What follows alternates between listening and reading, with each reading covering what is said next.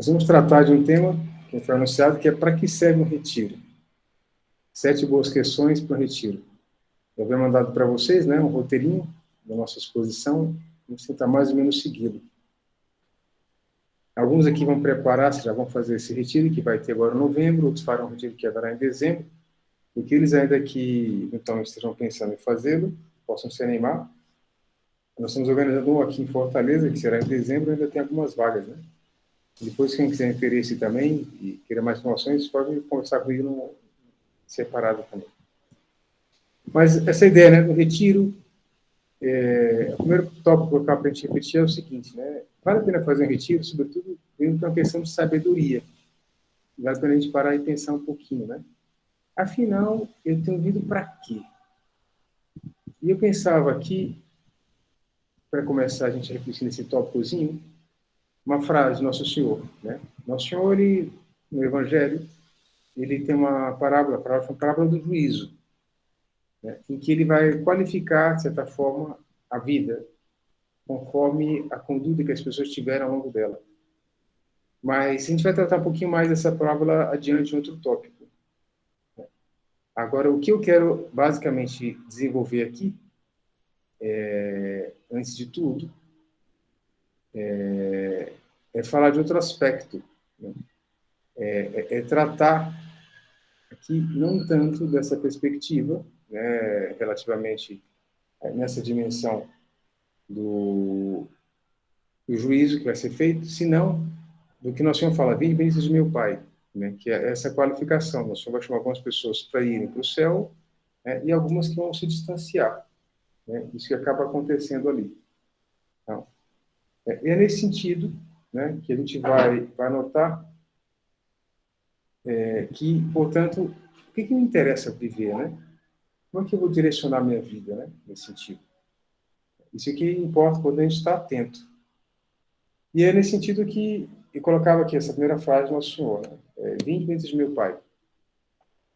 E depois fala, afastai-vos, obreiros da iniquidade. É outra frase também que aparece aqui nessa passagem. Mas só para notar aqui, é importante saber, eu tenho vindo para quê? Nessa parábola, algumas pessoas vão, portanto, ser chamadas, né, pela sua conduta, a irem para o céu, e outras vão ser afastadas desse céu. E eu dizia aqui nesse tópico, né, que a nossa vida, a gente pode, se eu não paro para pensar, examinar como eu tenho vivido e para que eu tenho vivido, eu acabo como que me automatizando, eu vou me identificando a paisagem, né, vou me reconfigurando, digamos assim, aquilo que se passa no meu dia a dia, e sem perceber eu acabo ficando cinzento, digamos assim, se a paisagem é cinza, fico amarela, se a paisagem é amarela, e eu acabo não percebendo a perspectiva transcendente da própria vida.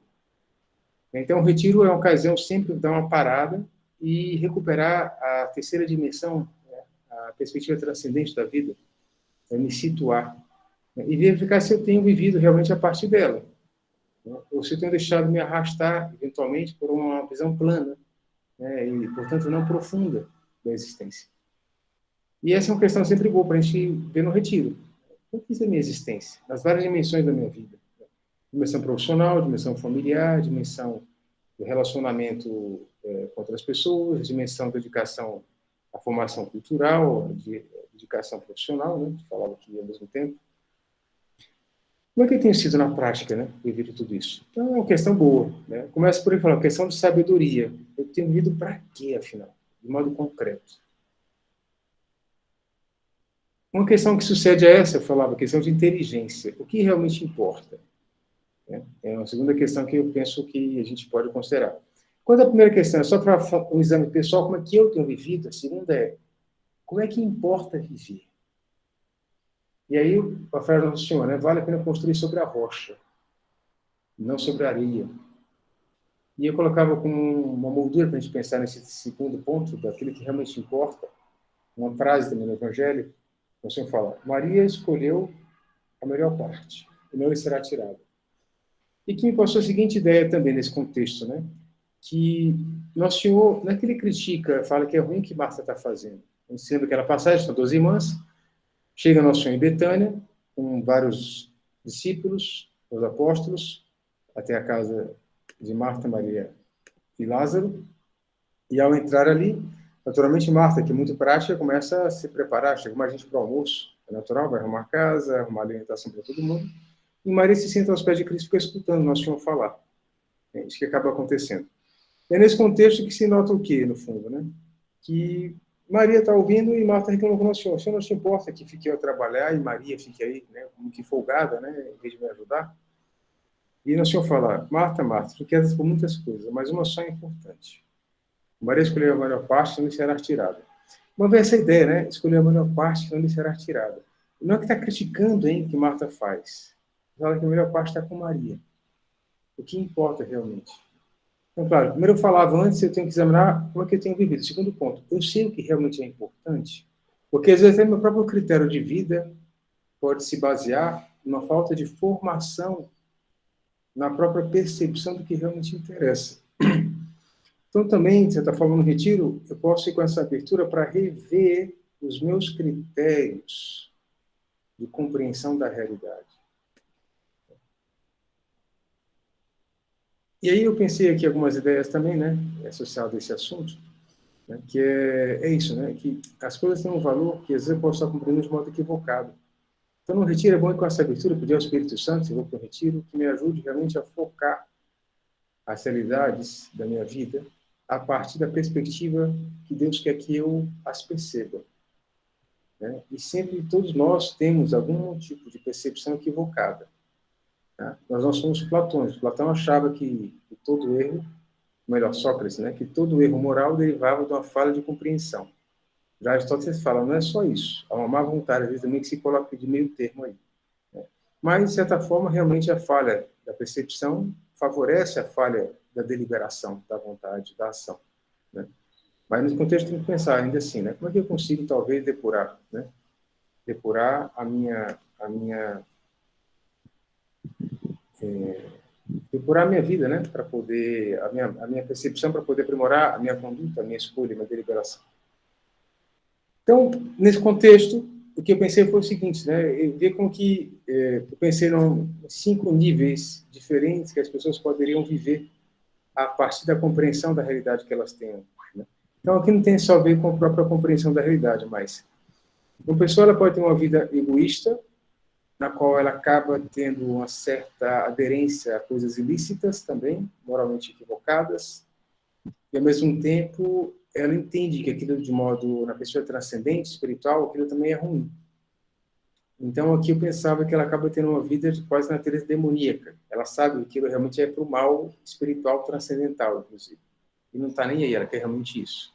É o ser que é egoísta, pratica o ilícito e quer realmente que aproximar-se do mal, tido com maiúsculo aqui. Outra situação é a pessoa que desconsidera a vida na perspectiva transcendente, mas ela opta pelo aquilo que é ilícito mesmo. Então, ela tem uma percepção equivocada, vamos assim, porque ela não considera a vida também no sentido transcendente dela, e é egoísta. O outro é aquele que não considera a perspectiva transcendente, mas busca o bem, é o bom pagão. Né? Então, coitado. Então, ele acaba sendo egoísta também, não vai muito longe, mas não faz o mal, pelo menos o mal. O outro é aquele que realmente ele busca algo além, uma certa transcendência, né? Mas ele ainda assim é egoísta. Ele não faz o que é ilícito, mas ele não vai muito longe. O jovem rico. Já o outro não, tem um amor próprio legítimo, ele busca realmente a santidade. Né? Ele faz coisas boas e a pessoa também dele é transcendente. É um cristão mesmo autêntico. Então, 5 níveis diferentes. Então, cada um de nós, às vezes, a gente está, podemos pensar, talvez, né, estaríamos aqui entre o quarto e o quinto. Né, entre o jovem rico, porque a gente pode, às vezes, falhar mesmo, né, porque nos falta ainda essa melhoria na percepção e na conduta, né, entre essa busca maior da santidade, né, vamos dizer assim. De toda forma, a gente vai rever isso também no retiro. Né? Então, e com essa perspectiva, eu preciso aprimorar a minha visão da realidade, para poder ter melhores escolhas. Então, e com essa disposição também para o retiro. A terceira questão boa para o retiro, né? E, claro, lembrar sempre assim, que eu sempre devo aperfeiçoar. São Tomás de Aquino já dizia que o ser humano é tal que ele não conhece sequer, com a devida profundidade, a essência de uma única mosca. Então, por humildade, é bom saber que eu sempre posso aprofundar o conhecimento. E todo conhecimento que eu tenho de Deus é sempre analógico e imperfeito. Tá? Então, ainda que eu conheça a verdade, o meu conhecimento dela é precário. e é insuficiente. Né? Essa abertura para ela demanda humildade na minha conduta. Então, sempre preciso aperfeiçoar. Então, por isso, qualquer mensalidade de fé, que eu acho que eu já conheço, será que já tem o conhecimento necessário, oportuno e devido? Então, abrir também para isso. Questão de inteligência. O que realmente importa e como importa. Construir sobre a rocha, portanto, é aprofundar no conhecimento das idades de fé. Em terceiro ponto, questão de oportunidade, né? Eu falava, a gente não sabe nem o dia nem a hora. Não sabeis nem o dia nem a hora, fala o Senhor no Evangelho também. É por isso que o do retiro traz a consideração para os fiéis que participam dele dos últimos acontecimentos da vida. São chamados de novíssimos. Por que novíssimos? Novo, em latim, quer dizer último. O filho mais novo é o último filho. As novas, quais são as novas? Ou quais são as últimas? A gente usa, né? São termos equivalentes. São as notícias, as mais novas, são elas. Então, os novíssimos são os últimos acontecimentos. O catecismo da igreja vai falar, né? É a morte e o juízo. E para depois nos direcionar para o inferno ou o paraíso. Né? O paraíso com pedágio do purgatório, se for necessário. Então, isso é real, pessoa cristã. Então, por isso que é um realismo mesmo. Né? Então, o retiro, ele nos leva a considerar esse fenômeno. Né? E realmente nos convém pensar a nossa vida nisso. Né? Nessa situação de pandemia, o tema da morte ficou cotidiano. Né? Muita gente, infelizmente, não leva a matéria para consideração transcendente, às vezes para na consideração da dor, né? E pelo menos os meios de comunicação não levam para essa perspectiva, né? Mas a gente deve levá-lo. E todo dia tem que passar por aí. Nosso Senhor fala, né, do rico insensato, aquele homem, Cristo conta essa parábola, né?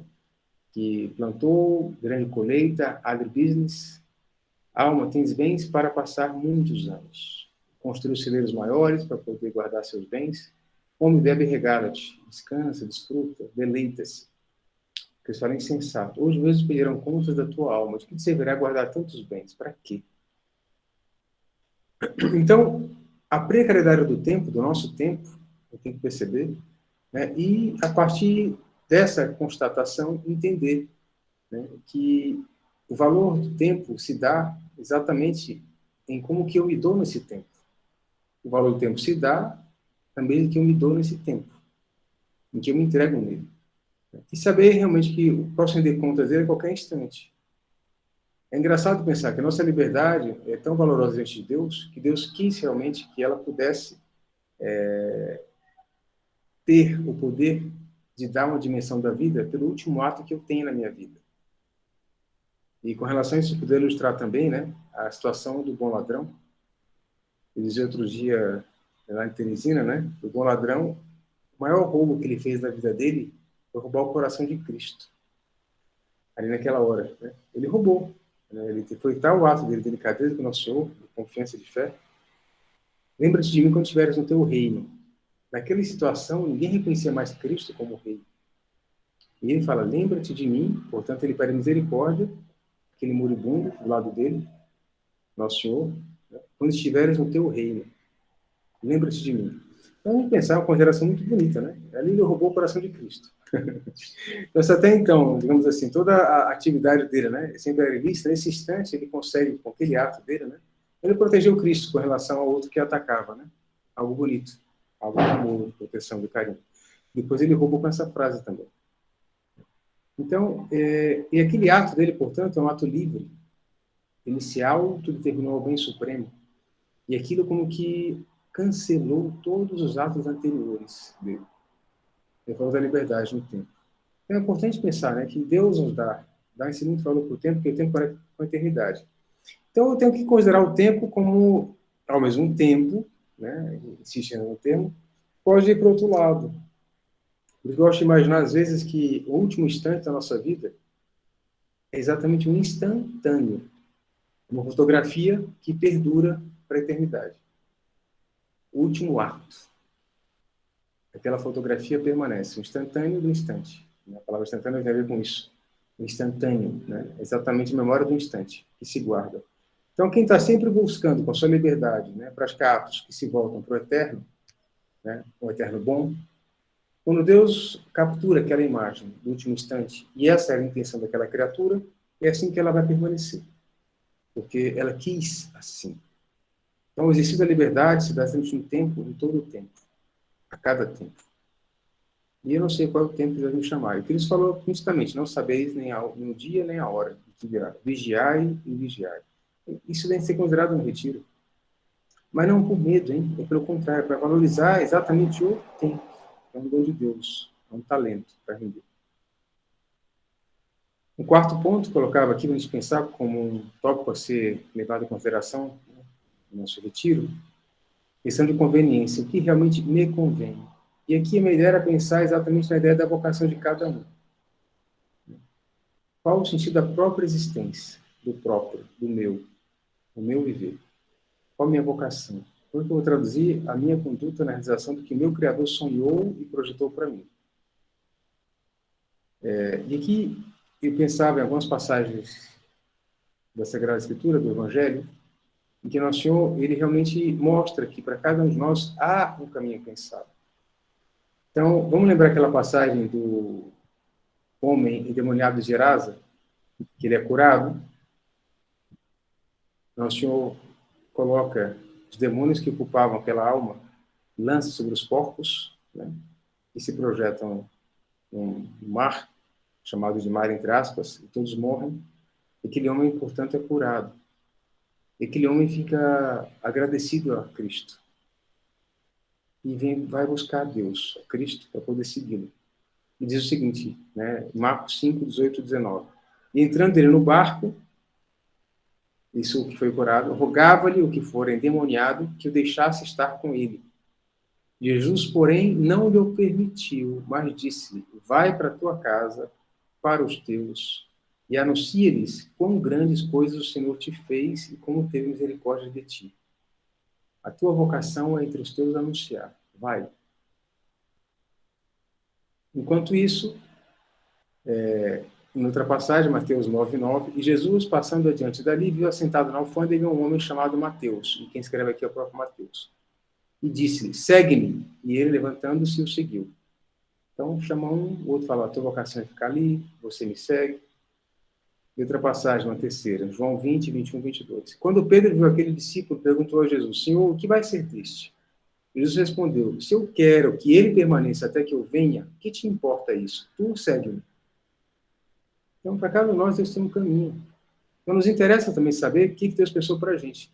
Portanto, há uma linha genérica, digamos assim, né? Eu falava que são percepções comuns de todos os seres humanos, pela natureza humana, a todo cristão, pela condição de batizado, né? A todos nós, pela nossa situação de brasileiros, moradores de tal cidade, pertencentes a tal família, mas tem aquilo que é próprio de cada um de nós. E aí que avança a personalização e a particularização da nossa condição. Então, pensar também no retiro, né? E vai se traduzindo em coisa muito concreta, até chegar ao nosso dia a dia, nesse dia, nessa hora, nesse instante. O que me toca fazer? O que Deus espera de mim? Então, a vocação, que é a chamada grande, ela se atualiza, se concretiza nessa chamada de cada instante. E é bom pensar no retiro. Então, o que me convém? Questão de conveniência. Senhor, o que queres que eu faça? Outra questão importante também a ser pensada, além da vocação específica de cada um no retiro, ela vai levar Deus a sério. Essa questão, né? Não é que a gente julga Deus a sério, mas quem é Ele para mim, de fato, né? E eu colocava com uma imagem icônica para a gente pensar aqui, o óbolo da viúva. Essa imagem é encantadora, né? A gente sabe, né? É muito forte, porque Nosso Senhor, Ele se encanta com aquela viúva que dá as 2 moedinhas que ela tem, é tudo que ela tem. Ela se entrega totalmente a Deus naquele momento. Deus, portanto, é o protagonista da vida dela. Portanto, dá-se a entender que ela não tem mais nada de sustento. E Jesus Cristo não fala, vamos socorrê-la, vamos ajudá-la, vamos dar comida para ela. Não faz nada disso. Contempla a cena, não intervém, não interfere, não multiplica a comida, não faz aparecer comida para ela, não multiplica dinheiro. Simplesmente deixa acontecer o fato. Admira. É tocante, né, nesse sentido. Porque, claro, vamos pensar, bem, a vida é passageira, o que interessa para a gente viver para Deus, né? Então fica evidente, e principal, essa mulher, segundo o bom ladrão, ganhou Cristo na cruz, essa mulher ganhou Cristo naquela hora também. Estando Jesus assentado de frente da arca do tesouro, observava a maneira como a multidão lançava o dinheiro ali. E muitos ricos deitavam muito. Vindo, porém, uma pobre viúva, deitou 2 pequenas moedas que valiam meio centavo. Nosso Senhor, quando fala no Evangelho, amar com todo o coração, toda a mente, recorda que já falava, né, o doutrina judaica, todo o coração, todo o espírito, toda a mente, toda a vontade, é o todo, é toda, toda, toda. São José Maria fala, se é todo, o que te sobra a ti? E é para Deus isso. Então, como é que é o meu dia a dia na aplicação a Deus? Eu espremo o meu tempo para dedicar-me todo a Deus? Fala do plano de vida, né, que é essa estratégia, minha agenda para colocar Deus aqui como protagonista do meu dia. Eu me esforço para fazer isso. A gente falava, né, a primeira consideração é como é que eu tenho vivido? A segunda consideração é o que realmente importa, o que realmente é importante. Né? A terceira, né, a gente falava, né, é de oportunidade. Quanto tempo eu vou viver aqui? A quarta, o que me convém, chamada de Deus. A quinta, bom, e afinal, se tudo caminha para Deus, como é que Deus realmente participa? Ou como é que eu deixo que Ele participe na prática, no meu dia a dia, na minha agenda? Agenda, a palavra é para agir. Como é que eu coloco ali o espaço para Ele? Muito exclusivo de trato com Deus. E se realmente Deus é Deus, para mim, ele vai ocupar um real protagonismo. Ele vai ocupar, portanto, um real tempo a cada dia. Cada um veja o que é um tempo para rezar, oração mental, para ver os sacramentos, talvez para ir à missa, para comungar, para rezar um terço. Cada um veja, né? Conforme aquilo que seja oportuno. Mas olha para o gesto dessa viúva. Ela deu do que lhe faltava, não do que lhe sobrava. O tempo é igual. O tempo a gente tem que dar não do que sobra, mas do que falta. Até para fazer um retiro. Questão do egoísmo e amor. Sexto ponto. A quem e para que eu sirvo? Então, claro, a gente vai notando as questões anteriores, vamos levando para isso também, né? No fundo, o pecado e os defeitos nos fazem perder tempo de amar, nos atrapalham. Se eu fui criado para amar a Deus, amar o próximo, então tudo aquilo que é obstáculo produz ruído é quando há um eclipse, melhor. É um eclipse na percepção dessa missão, dessa vocação, ou quando há um curto-circuito, quando o amor não se consuma. O amor é transcendente, é sair de si. Então, se para em mim, por alguma razão, não se consuma, não se completa. E o que faz parar em mim? O pecado. Em vez de amar a Deus, eu ofendo. Então, é uma falha. Ou um defeito que também não faz eu levar o amor a Deus, que era para com plenitude, né? Fazer render os talentos que Ele me deu por amor a Ele, e o próximo também, e eu não consigo fazê-lo. E Deus me dá a graça para que eu possa realmente fazer isso. Né? É o Pai que me ajuda, né, a comprar um presente para o Dia dos Pais. Sim, é Deus com a sua graça. Para que eu possa ser feliz, no fundo. Né? Então, a partir da perspectiva vocacional, né, eu colocava aqui, né, essa chamada de Deus, né, eu poder amá-lo a cada instante.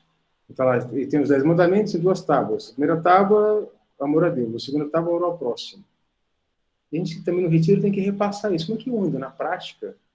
Eu dedico meu tempo a Deus, a gente falava até antes, né? E depois, amor ao próximo. Como é que eu faço em concreto? Então, eu tenho que identificar meus defeitos, minhas atitudes, o que mais reclamo de mim na minha casa. É bom repassar também isso no retiro, no meu trabalho, o que me falta. Onde falta a virtude, olha que interessante, como o caráter é o repertório de virtude, onde falta virtude, falta caráter. E eu contava aqui com um texto, né, bom para a gente meditar, do Bom Samaritano. Por quê? Porque tem aquela passagem, a gente conhece também, né, a Sônia colocou um exemplo de caridade, né, Bom Samaritano, que passa, né, tem um homem caído no chão, a gente já conhece a história, ferido, né, foi assaltado em Jerusalém, a Jericó, e passa primeiro um sacerdote, profissão nobre, dedicada a Deus, passa, olha e vai embora. Segundo, um levita, um estirpe nobre também, uma tribo eleita, e é Cristo que está contando, é Cristo que está contando a história. Ele sabe o que está dizendo, sabe de quem está falando. Também passa ao longe e vai embora. E vem o samaritano, Cristo está contando, que é mal visto pelos judeus, está contando para os judeus. O samaritano para, chega próximo daquele homem que está quase moribundo, ferido no chão, unta suas feridas com azeite, com vinho, coloca na sua própria montaria, portanto, esse homem vai a pé. Aquele estranho, realmente ele não conhece, não sabe o nome, podia ser um bandido, inclusive, leva na sua montaria até a estalagem, depois de cuidar das feridas daquele homem, coloca no quarto, na cama, pede ao estalageiro que cuide enquanto ele O samaritano continua o seu caminho, paga por antecipado o que for necessário, fala, quando eu voltar, o que mais você precisar gastar, eu te pago a diferença. E não conhece aquele homem, não sabe quem é. E, portanto, queimou o seu tempo, queimou o seu dinheiro, assumiu riscos. Amor. E a gente, o que faz pelos outros, né?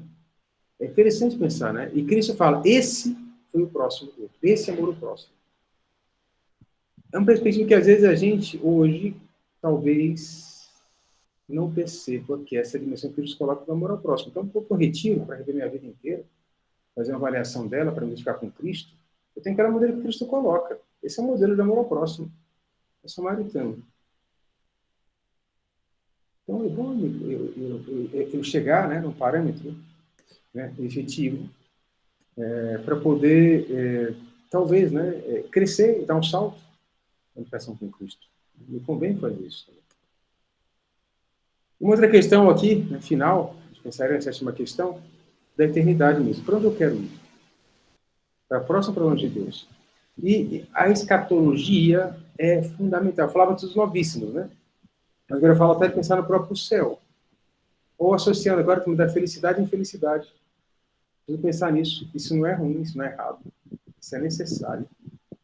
Na verdade, é tão necessário que a gente não para de pensar nisso, só que a gente pensa mal.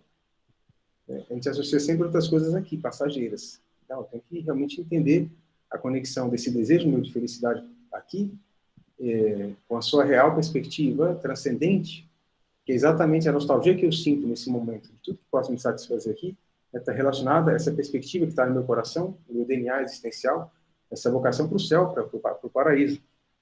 Então, o céu, a liberdade, o amor e a felicidade consumados nem em plenitude, né, é uma realidade que expressa algo maior do que todas as experiências boas e gozosas dessa nossa vida. Então, esse desejo que a gente tem dessa satisfação daqui, todas elas são como que faíscas de algo muito maior e melhor. Então, não é ruim desfrutar delas, desde que sejam listas, corretas, e que realmente eu possa experimentá-las, sempre levando-me, né, por dentro, a elevar a alma àquilo que é mais importante, que transcende tudo isso. Portanto, a exaltar a Deus, dar glória a Deus por tudo isso.